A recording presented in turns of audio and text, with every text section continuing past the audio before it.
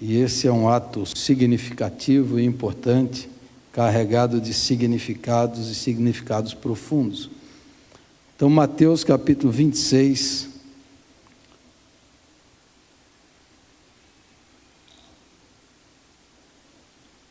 os irmãos que estão em casa também, abram a sua Bíblia aí. Se você vai celebrar a ceia, prepare os seus elementos, os elementos aí para você celebrar a sua casa, com a sua família.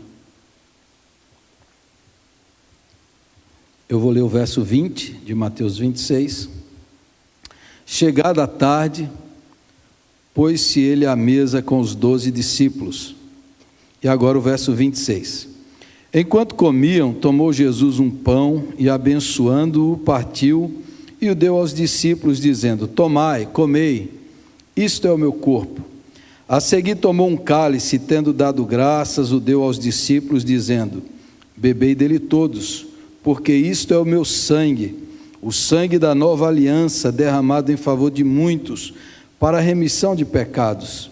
E digo-vos que desta hora em diante não beberei deste fruto da videira, até aquele dia em que o hei de beber novo convosco no reino do meu Pai. E tendo cantado o hino, saíram para o Monte das Oliveiras. Amém. Eu vou usar o texto na segunda parte da mensagem, que é essa primeira parte aqui. Eu vou lhes falar do problema, e depois trazer a solução à luz do texto bíblico. No mês passado eu fiz uma transmissão com o Vinícius e com o professor de marketing sobre um documentário da Netflix que me deixou muito assustado, documentário chamado Dilema das Redes. Se você não assistiu, você deve assistir o quanto antes. É basicamente um monte de vários depoimentos de jovens engenheiros, participantes da criação das redes sociais que existem hoje no mundo. A gente que ajudou a criar Facebook, Google, Instagram, esse pessoal, alguns deles se deram conta que eles criaram um monstro, e alguns deles movidos por consciência e outros sentimentos, eles vão dando depoimento, depoimento da tentativa deles hoje de tentarem consertar algumas coisas das redes sociais. E eu não vou falar tudo aqui, mas o aumento da ansiedade e depressão entre crianças e adolescentes, e os estudos mostram que tem a ver muito com o uso de redes sociais, A questão de aumento de cirurgia plásticas em meninas e meninos por causa da autoestima, que tem a ver com a exposição nas redes sociais e coisas assim. As redes sociais são extremamente viciantes. Então há todo um estudo, Há todo um estudo que faz com que você fique preso. Uma notícia, um vídeo, um atrás do outro, é extremamente viciante. E eles detectaram isso, é quase impossível alguns não ficarem presos naquilo lá. Os jogos, as notícias, os vídeos, extremamente viciante. Um dos engenheiros diz lá que ele tentou falar: olha, isso daqui vai viciar demais, vai causar dependência, mas não conseguiu superar. A ideia de que quando você está na rede, aquilo que você curte, aquilo que você fala, os algoritmos das redes sociais, eles vão mandar para você só as coisas que você gosta e concorda. Por isso que tem tantos jovens hoje radicalizados e extremistas. Eles só leem, eles só ouvem, as redes sociais só mandam para ele gente que gosta e concorda com as suas ideias. Então aquilo que é contraditório, aquilo que é diferente, uma opinião diversificada, eles não mostram. Então a chance da pessoa viver numa bolha, e daí você percebe por que quando eles se deparam com um pensamento contrário, uma ideia diferente da sua, são criados tanto só vendo a mesma coisa, ouvindo os mesmos, isso vai criando uma bolha mental. E aí a radicalização, a fanatização, o extremismo é muito fácil. Imagine se você acredita que a Terra é plana, e você clica lá, Terra plana. Aí as redes sociais vão mandar para você essa turma que acredita nisso, que faz vídeos sobre isso, e você vai ver notícias sobre isso de tal maneira, que dentro daquela bolha você acha que todo mundo acredita que a Terra é plana. E quando você se depara com alguém que fala o contrário, você acha que o outro é que é estúpido, que é burro. E isso serve para ideologia, para política, para religião, para radicalização, para tudo. Porque os algoritmos vão dar aquilo que você gosta, aquilo que você acredita, aquilo que você interessa, aquilo que te prende, porque o objetivo é que você fique mais tempo lá. E eu li essa semana, eu compartilhei no grupo da igreja, uma entrevista, e esse documentário eu só estou passando aqui por cima, porque a gente fez um vídeo sobre isso. Eu li essa semana, eu compartilhei no grupo, um neurocientista francês, que é diretor do Instituto Nacional de Saúde da França. E ele tem estudado já há muitos anos isso e pesquisado o efeito das redes na vida dos meninos, dos adolescentes, dos jovens e das crianças. Michel Desmourguet escreveu um livro chamado Fábrica de Cretinos Digitais. É um neurocientista, já passou pelo MIT, todos assim, muito respeitado. E ele, na pesquisa dele, ele diz que essa geração de nativos digitais está acontecendo algo inédito.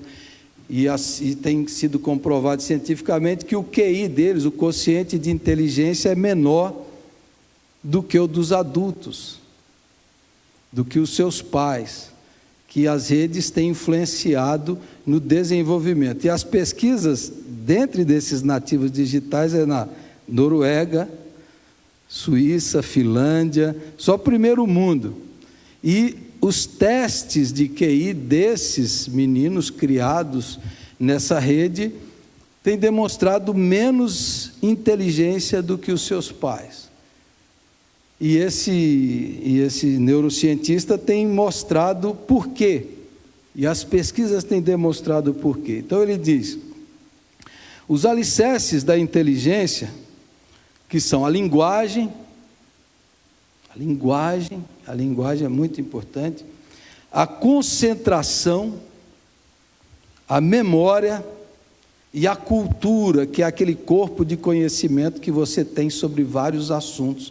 Esses alicerces têm sido prejudicados pelas redes sociais. Além disso, a diminuição das interações relacionais, sociais, até familiares, a diminuição das interações tem prejudicado o desenvolvimento e a maturação do cérebro, porque o cérebro, como ele diz, é extremamente plástico. Quando você é ainda menino, menina, ele está se desenvolvendo, e essas interações ajudam a criar redes neurais, conexões cerebrais que vão ajudar você. Mas quando não se tem essas interações, o isolamento, o afastamento, pessoas extremamente isoladas, o cérebro não vai crescendo para atingir o potencial que ele tem. A diminuição de atividades enriquecedoras, leitura, arte, contato com a natureza, essas coisas também têm prejudicado o desenvolvimento intelectual.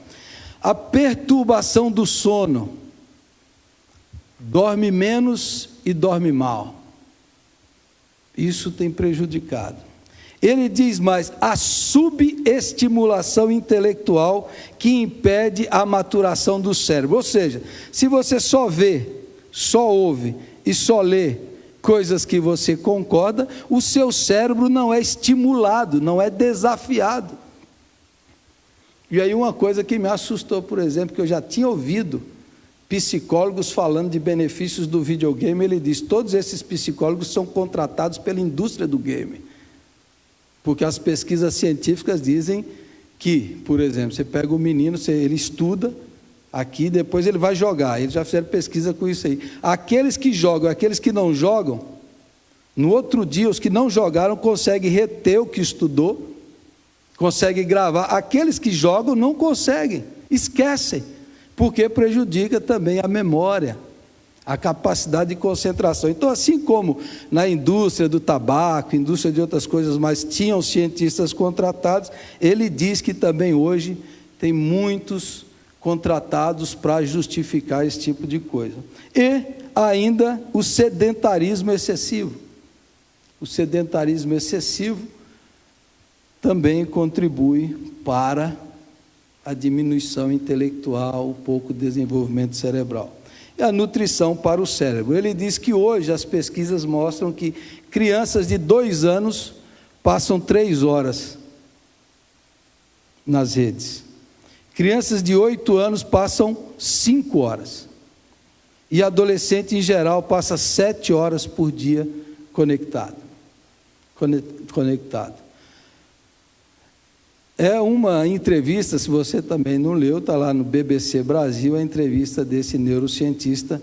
É assustador essa coisa toda. E aí, você que é pai, você que é mãe, talvez avô, você que não tem nada, eu como pai, como pastor, como é que a gente vai transmitir o Evangelho, a palavra de Deus, para essa nova geração? Como é que a palavra de Deus e o Evangelho de Jesus Cristo vai influenciar essa nova geração? Como é que a gente vai comunicar o Evangelho e como é que o Evangelho pode fazer diferença? E é essa a minha mensagem hoje. Nós vamos celebrar algo aqui que há quase 2000 anos os cristãos celebram. Há quase 2000 anos. Nesse mundo de mudanças, de inovações, evoluções tecnológicas, às vezes a gente fica preocupado com isso. Como é que a gente vai usar isso de alguma maneira para alcançar? Mas aí eu quero trazer você para o antigo, para o imutável, e eu quero mostrar para você, à luz desse texto, à luz da celebração da ceia, como é que nós que somos pais, a igreja, como é que a gente tem que lidar com isso, com essa nova geração, com essa revolução digital? Como é que a gente pode encontrar respostas certas, seguras, para as demandas desse mundo digital? Então, à luz do texto de Mateus que eu li, à luz da celebração da ceia, eu quero trazer 4 verdades para você aqui, que vai ajudar a igreja, vai nos ajudar a responder isso daí. Primeira verdade desse texto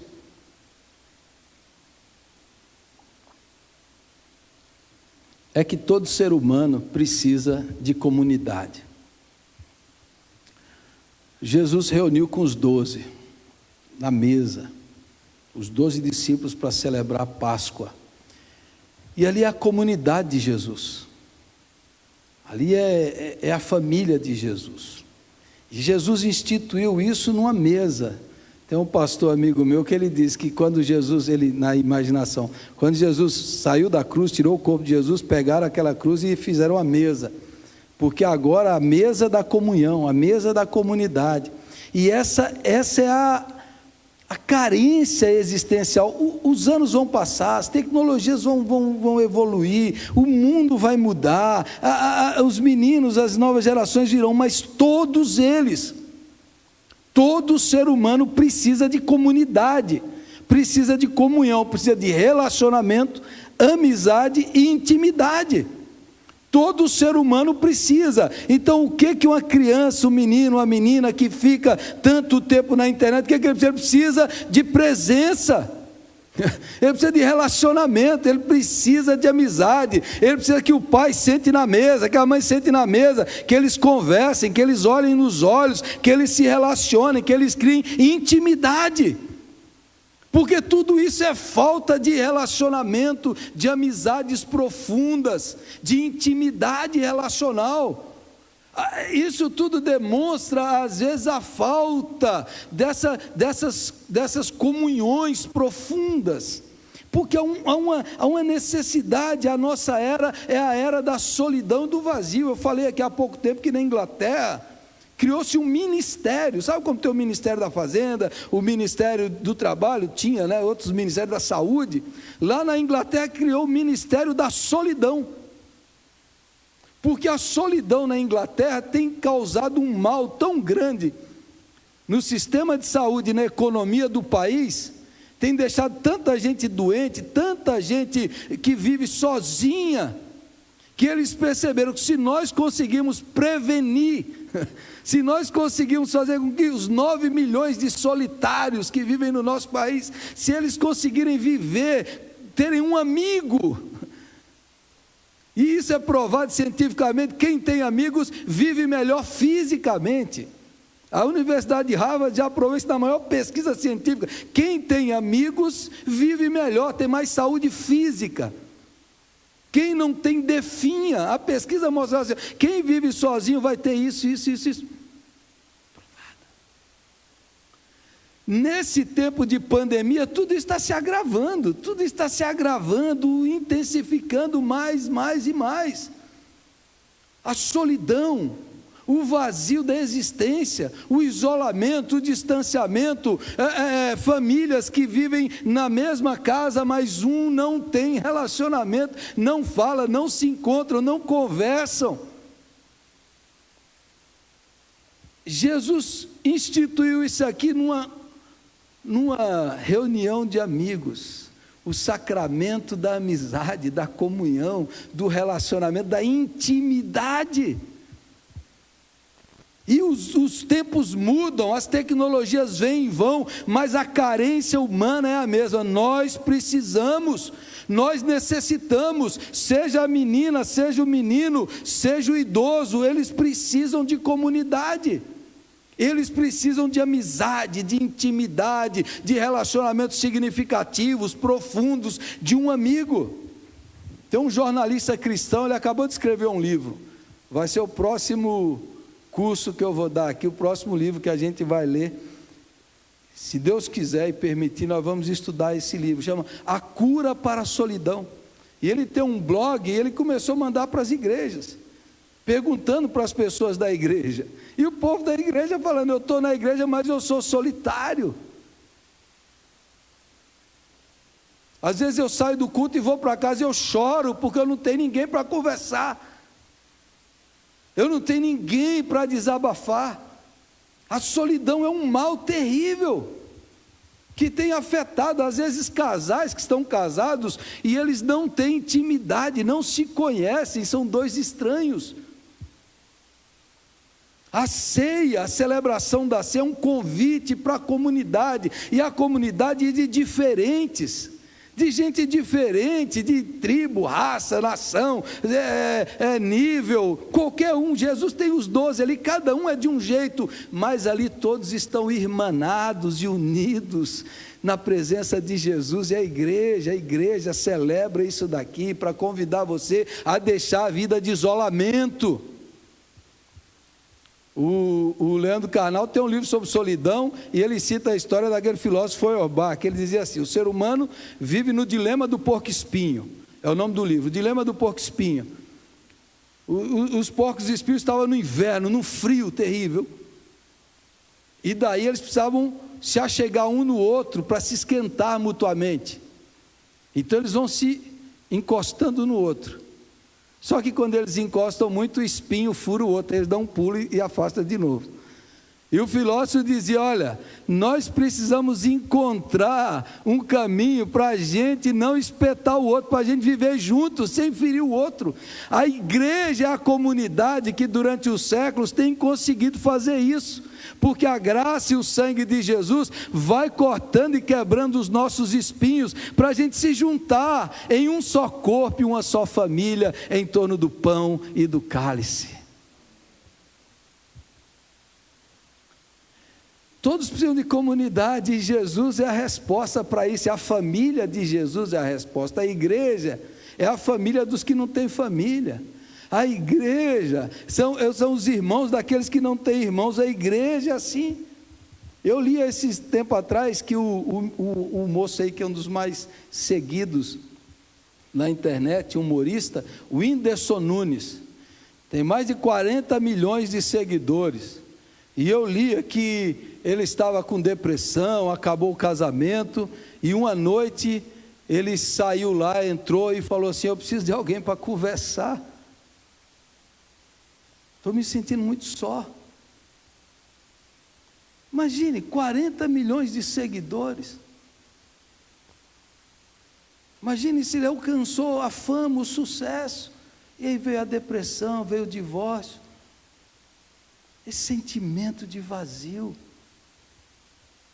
Jesus nos convida para uma vida comunitária, irmãos. Não existe fé cristã isolada. O reino de Deus é um reino comunitário. O nosso Deus é um Deus comunitário, Pai, Filho e Espírito Santo. A nossa alma anseia por comunhão, a nossa alma anseia por isso. A nossa alma tem sede disso. Seja qualquer um, por isso que aí você vai ver esses efeitos da rede social, os meninos que não tem um pai que abraça, que olha nos olhos, que conversa, que senta à mesa, que se relaciona, uma mãe que não se encontram, não conversam, não dialogam, cada um na sua, e a alma está gritando. Aí você precisa de like, de aprovação, de fama, porque a alma não tem comunhão e comunidade. A ceia é um convite para todos os solitários do mundo encontrarem irmãos em Cristo Jesus. Você não precisa viver sozinho. Eu fui socializado na igreja. A igreja que me socializou. A igreja que me ensinou. Então, eu devo a Jesus e a igreja que eu aprendi a dar a mão para alguém, a conversar com pessoas. É extremamente tímido.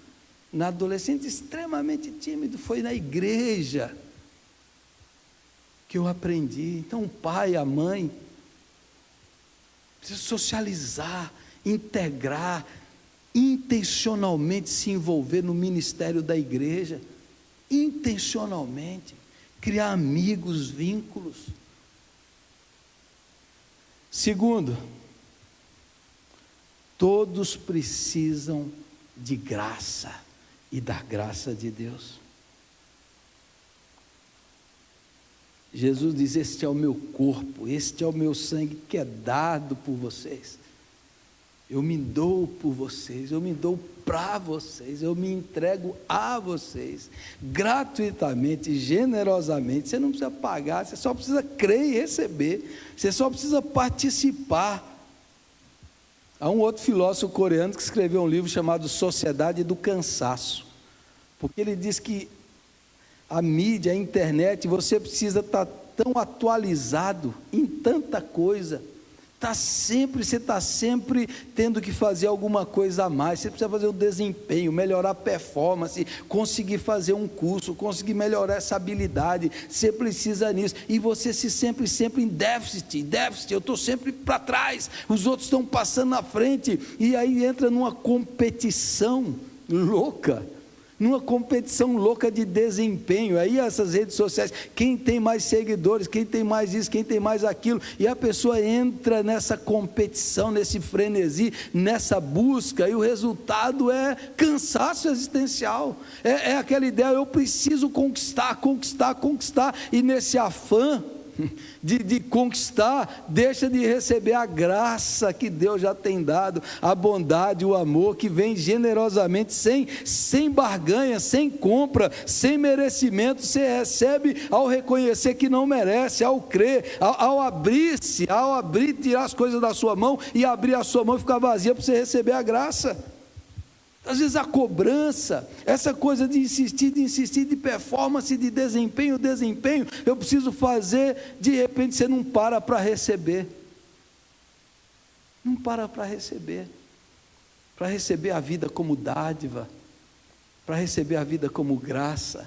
Você perde o olhar de que tudo é bondade e generosidade de Deus.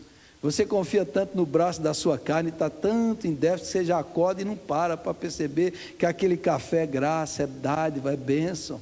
Você não percebe para ver que Deus já preparou o sol e está te dando e dando. Tudo é graça, tudo é misericórdia, tudo é bondade que Deus está te dando. Mas esse sentimento que é quase que uma religião secular hoje, de fazer, impede de receber a graça. E essa ceia, que há quase 2000 anos a igreja celebra, um convite: olha, aqui você não precisa provar nada para ninguém, aqui você não precisa demonstrar que você é perfeito, que sua vida está boa, que você está sorridente, que você está feliz. Não, essa mesa aqui é aquilo que Jesus falou: sai e pega os quebrados, os maltrapilhos, os aleijados. Essa é uma mesa de gente que só tem uma coisa para oferecer: fome e sede da graça. Senhor, a única coisa que eu tenho para oferecer aqui é que eu preciso, eu necessito. Eu não posso fazer nada por merecer, eu não posso fazer nada para comprar, para pagar, eu não posso, Senhor. Aqui é honestidade radical. Essa mesa é a mesa de quem diz: Senhor, aqui só tem fome, só tem sede, só tem anseio, porque eu não tenho como merecer isso, Senhor, porque eu sei que é graça, é bondade, é misericórdia, é favor imerecido. É isso que essa mesa nos convida. E aí, nesse tempo que o pessoal está tão insatisfeito com o corpo, precisa fazer cirurgia, que o pessoal precisa tirar foto que está feliz, que precisa desempenhar, que precisa fazer o curso, que precisa ter tal diploma, e as pessoas estão correndo atrás disso. Jesus diz para você que aqui, nessa mesa aqui, você tem que ser você mesmo. Você tem que trazer o seu coração, a sua alma.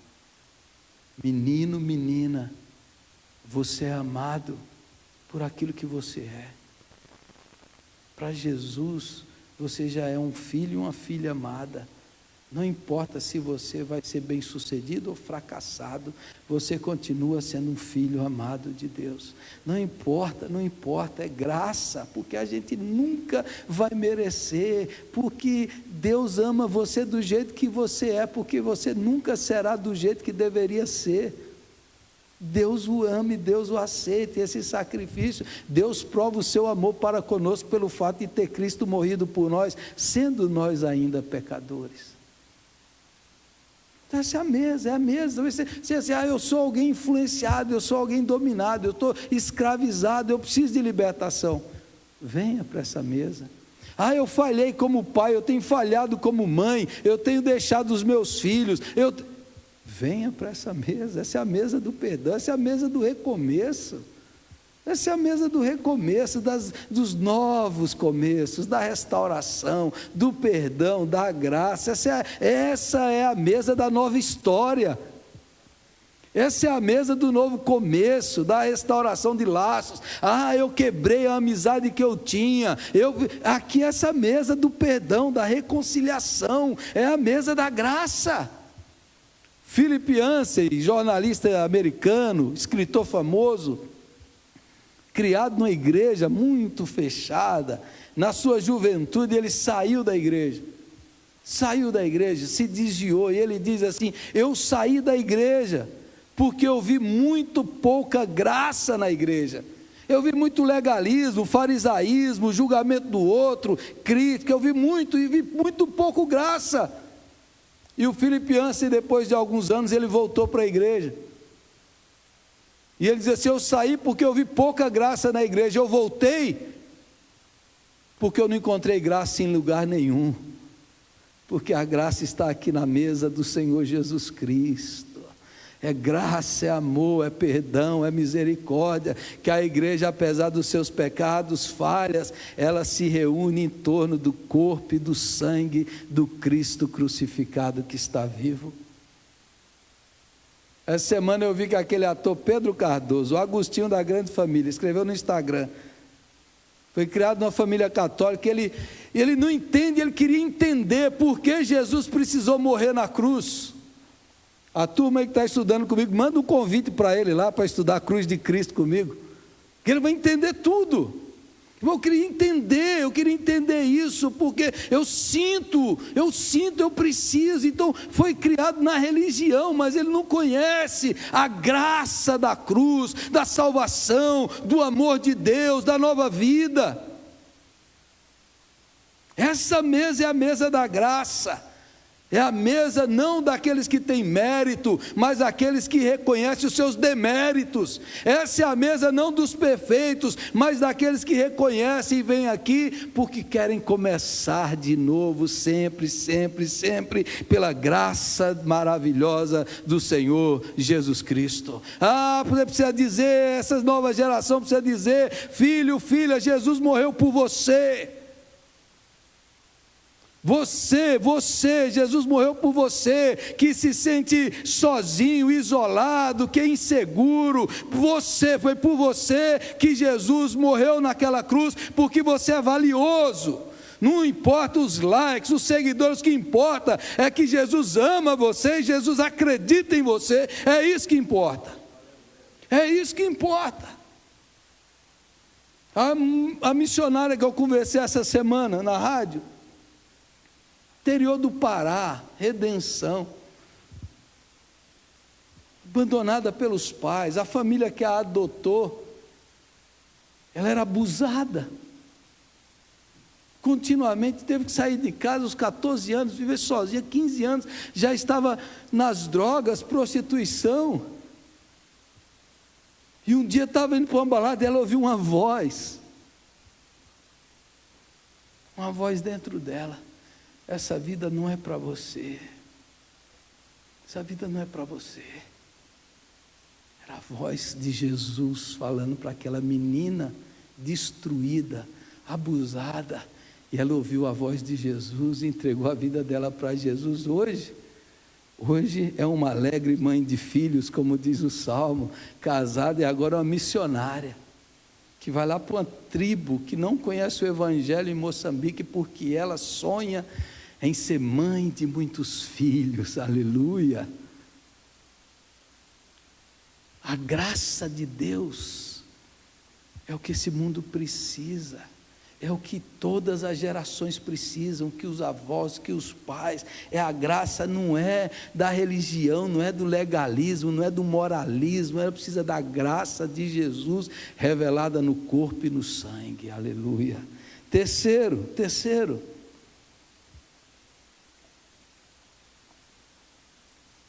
Jesus pega o pão e diz: isso aqui é o meu corpo, isso aqui é o meu sangue da nova aliança.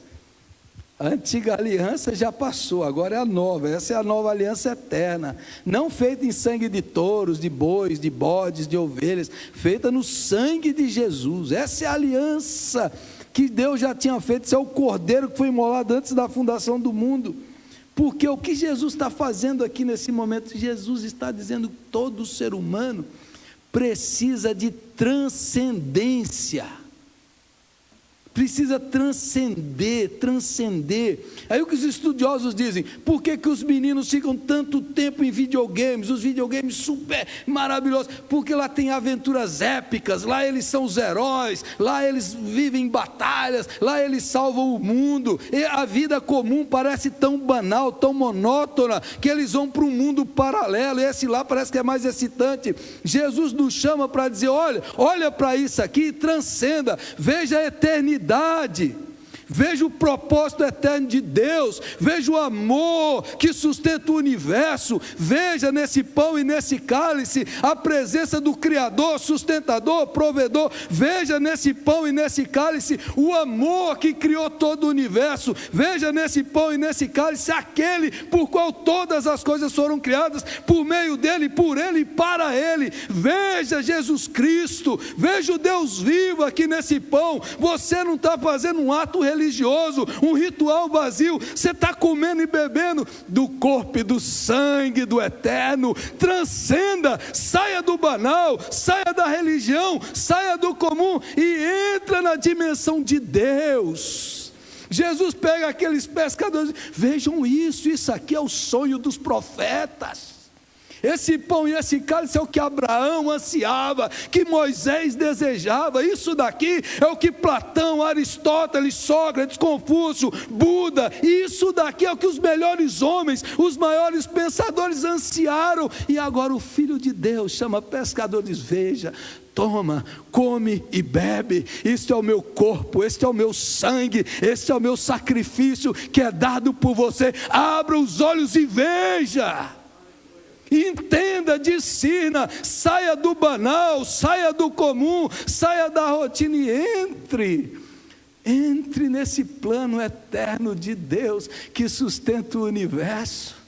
Cada ceia eu costumo pensar que é um lapso na cronologia do universo, é um lapso, porque a ceia é isso, é um sinal que aponta para o que Ele fez, que aponta para aquilo que Ele vai fazer, que aponta para os lados, que aponta para dentro, que aponta para o futuro.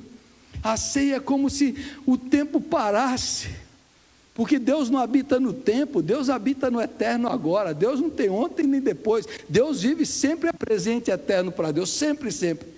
Então quando a gente participa da ceia,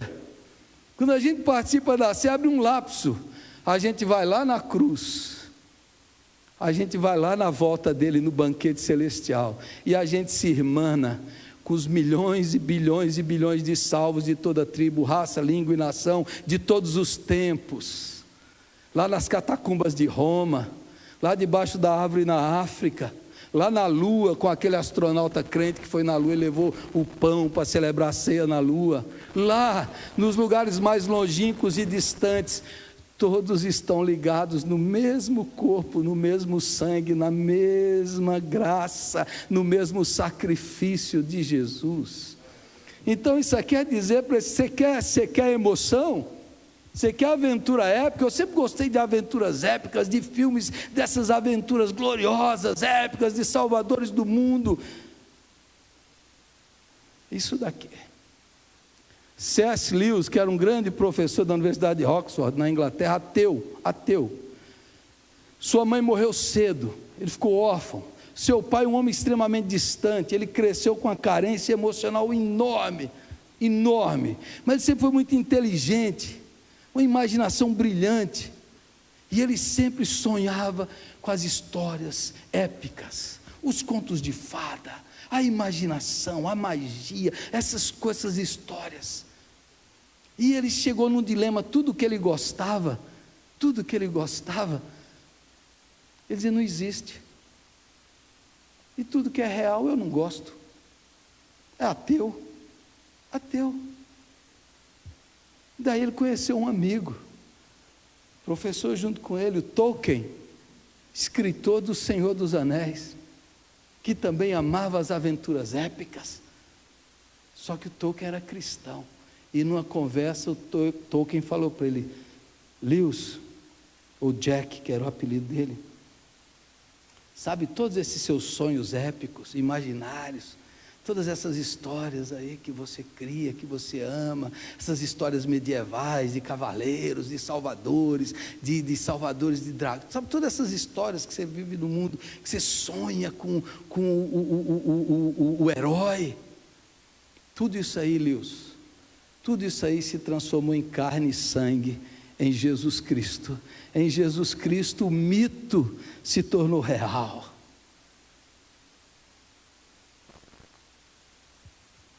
E ele começou a examinar Jesus, e ele viu que Jesus era tudo que ele sonhava, imaginava, que em Jesus todos os seus sonhos, todas as suas imaginações. Daí ele escreveu as Crônicas de Nárnia para mostrar um Salvador no conto de Nárnia, nos contos de fada. O que ele está querendo dizer? Que em nós, em cada ser humano, em cada menino e menina, tem um anseio pela transcendência, porque quando Deus fez o ser humano, Ele soprou, e dentro de cada ser humano tem esse anseio. Você vai encontrar em várias coisas, tentando amenizar, mas esse anseio só pode ser satisfeito no Logos, que se fez carne e habitou entre nós, cheio de glória e de verdade, cheio de graça e de verdade, que é Jesus Cristo. Jesus Cristo é o anseio dos poetas, dos profetas, dos filósofos. Jesus Cristo é o anseio da alma humana. Jesus Cristo é a resposta. Jesus Cristo é aquele que se tornou carne e diz: é isso aqui, ó, transcendeu a vida comum. A ceia nos chama para transcender,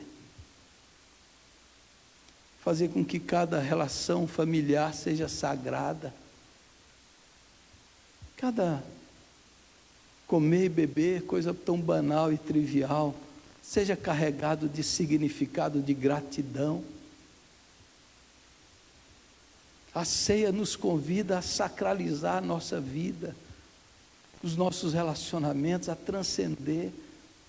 A ceia nos convida para isso, para ver os olhos e enxergar os significados espirituais da vida, as dimensões espirituais da existência.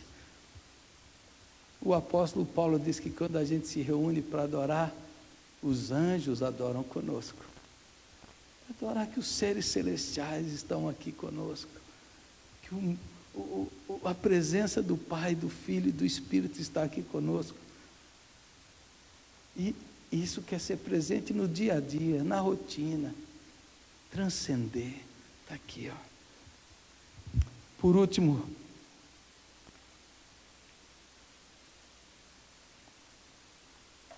todos precisam de uma utopia, ou de uma esperança. A palavra utopia, ela é usada às vezes para dizer algo que não existe e tal, mas o sentido de utopia, o utopos, o não lugar, é aquele não lugar que te faz mover para ir para lá. Hoje, as novas gerações sabem que as séries e filmes estão falando das distopias. Distopia é um mundo horrível, causado pela tecnologia. E quando os produtores de cinema, de séries, de livros, começam a falar de distopia, é porque o mal-estar está presente, e a perspectiva é uma distopia. Ou seja, vai ser o mundo lá da série Black Mirror, outras séries lá que vai causar, a vida vai ser assustadora. Assustadora, a ideia é isso. E quando você visualiza o futuro como algo horrível assim, aí você não vai, nem vou ter filho nessa condição. Quando eu olho para o futuro e vejo, o mundo está caminhando para esse lado aí, você vai perdendo a esperança, aquela esperança que te faz mover, que a ideia da utopia é isso. A utopia não é aquilo que não é real, mas é aquilo que move você em direção a esse lugar. O que Jesus fala aqui? Olha, vocês vão beber disso daqui, até que vocês bebam de novo comigo no meu reino, vocês vão beber no meu reino de novo. Qual é a utopia de Jesus? É que o reino de Deus virá, só que não é uma coisa que não vai acontecer, é aquilo que nos move. Jesus está dizendo: olha, vocês precisam viver nesse mundo com essa esperança que o reino de Deus virá, definitivamente, gloriosamente, o reino de Deus virá. Vocês não podem viver com essa perspectiva, vai tudo acabar, nada vai dar certo, mas você tem que viver nessa perspectiva. O reino de Deus está chegando, Jesus está voltando, nós vamos celebrar com Ele novamente, e o reino de Deus se manifesta constantemente. A gente ora: vem o teu reino, Senhor, porque nós estamos lutando essa luta da manifestação do reino de Deus. O que acontece com essa nova geração? Essa nova geração não tem sonhos, não tem propósito. Meus heróis morreram de overdose, já dizia o Cazuza. Perdeu os sonhos. Minha dor é perceber que, apesar de termos feito tudo o que fizemos, ainda somos os mesmos e vivemos como os nossos pais. É a geração de 70, de 80, de 90, repetindo a mesma coisa. Nós buscamos coisas vazias, nós não temos um propósito, nós não temos significado, nós não temos uma causa, nós não temos um objetivo. Aí o que resta é o hedonismo. Vamos viver para beber, para comer, para usar drogas, porque falta um propósito. Agora, você quer mudar essa nova geração? Engaje-se no reino de Deus, ore pelo reino de Deus, manifeste o reino de Deus, creia que o reino de Deus é a solução para esse mundo. Veio o teu reino, Jesus virá e dará um jeito em tudo isso. Enquanto Ele não volta, a gente vai pregando o evangelho, e o reino de Deus vai se manifestando, vai libertando, vai curando, vai salvando, vai reconciliando, vai trazendo justiça social, vai incluindo os pobres. Onde o reino de Deus chega, as marcas do pecado são diminuídas e atenuadas, porque o reino de Deus chegou. Por que tem um vazio nessa geração? Porque falta uma causa, falta um propósito, falta uma utopia, e Jesus diz: o meu reino é o que deve ser buscado em primeiro lugar. Coloque o reino, viva pelo reino, sua vida vai ser carregada de propósito, significado, o vazio vai embora, porque você tem um sentido eterno. O que é que eu estou fazendo? O que é que eu faço durante a semana? O que é que eu faço? Conversando, ministrando cursos, pregando, atendendo pessoas. O que é que eu faço? O que é que eu estou fazendo? Eu estou mudando a história do mundo. É assim que eu me vejo. Eu estou transformando o mundo todo dia. Eu não estou cumprindo um ritual e um dever religioso e obrigação pastoral. O que é que eu estou fazendo? Todo dia eu estou mudando o mundo e eu estou influenciando a eternidade. Louvado seja Deus. A minha vida tem significado histórico e eterno, porque eu sou do reino de Deus.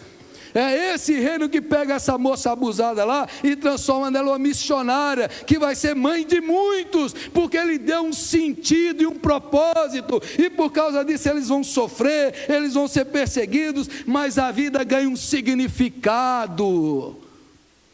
Se a vida é só comer e beber, aí você vive preso aos prazeres sensoriais, e aí quanto mais você come e bebe, mais enfastiado você será, mais entediado você será, mais vazio você será, porque Jesus nos chamou para viver para o reino. Até que o meu reino venha, viva, coma e beba na esperança, viva esperançosamente, corajosamente, porque o final da sua vida não é o túmulo, é a glória. É para isso que a gente vive. Isso aqui nós estamos abençoando o mundo. O que é a Igreja Maranata? Nós abençoamos o mundo. Nós abençoamos o mundo. A nossa visão não é pequena. O que nós estamos fazendo aqui? Nós estamos provando a eternidade para mudar a história, para que o reino de Deus venha. O que é essa nova geração precisa? Sonhar os sonhos de Deus, ter os planos e os propósitos de Deus, olhar com o coração de Jesus e falar: Senhor, é para isso que eu vou viver, a minha vida vai ter um significado. Feche os seus olhos e vamos orar.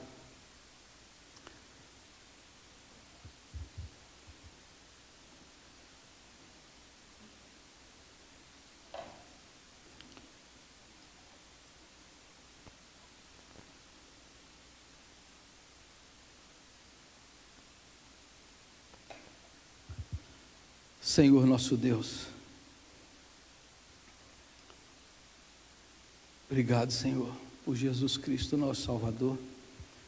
Obrigado pelo sacrifício, obrigado pela graça, obrigado pelo perdão, obrigado pela comunidade, pela igreja, pelos amigos, obrigado pelas amizades, obrigado pelo corpo de Cristo e a família de Deus.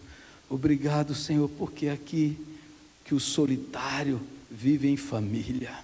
Obrigado, Senhor, porque nessa mesa não vêm os perfeitos, vêm os carentes da graça, do perdão e da misericórdia, vêm aqueles que querem recomeçar, na graça. Obrigado, Jesus, obrigado porque o Senhor nos faz transcender o banal, o ordinário, o comum, o ritualístico e o religioso, e o Senhor nos chama para uma ceia existencial, uma ceia espiritual e eterna. Obrigado, Jesus, que o Senhor nos dá uma causa para viver, um propósito para existir, a salvação, a libertação, a restauração desse mundo, a transformação de histórias, a mudança de destinos. Obrigado, Senhor.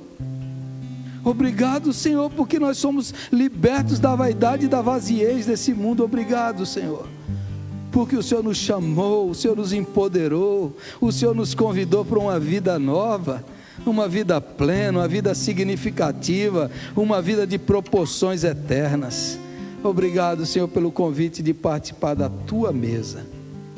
Obrigado, Senhor, que nessa noite o Espírito Santo esteja aplicando essa palavra em cada coração, desafiando pais, mães, avós, avós, meninos, meninas, moços e moças, para uma vida mais profunda, uma vida de mais significado, uma vida mais espiritual, com o propósito do Senhor.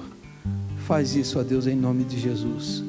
Que essa nova geração da nossa igreja seja cheia do Espírito Santo, seja cheia de fé, cheia de amor, sejam engajados na construção de um novo mundo, mundo transformado pelo poder do Evangelho.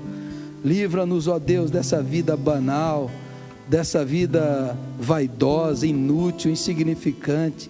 Livra-nos, ó Deus, de uma vida assim, e dá-nos esse engajamento, ao comermos o pão e bebermos o cálice, que possamos nos comprometer com Cristo e com o seu reino, que possamos viver esperançosa e corajosamente. Faz isso, Senhor, em nome de Jesus. Amém e amém. Amém, amém. Nós vamos participar da ceia do Senhor nessa hora. Você que está na sua casa aí, separe os elementos, reúna a sua família. Convidar os presbíteros que estão presentes aqui, que venham aqui na frente nos ajudar a distribuir os elementos, a participar dessa mesa. Esse pão é o símbolo da presença de Cristo, é o símbolo da comunidade. Esse cálice é a expressão da graça do Deus que desceu para nos elevar. Deus se fez homem, Deus se fez carne para que hoje nós pudéssemos ser filhos de Deus. Ele veio até onde você estava para te elevar até Deus. E esse pão e esse cálice é a expressão dessa graça, e é a expressão da nossa esperança, que Jesus voltará e o reino de Deus se manifestará, e todo mal, toda morte, toda doença será eliminada.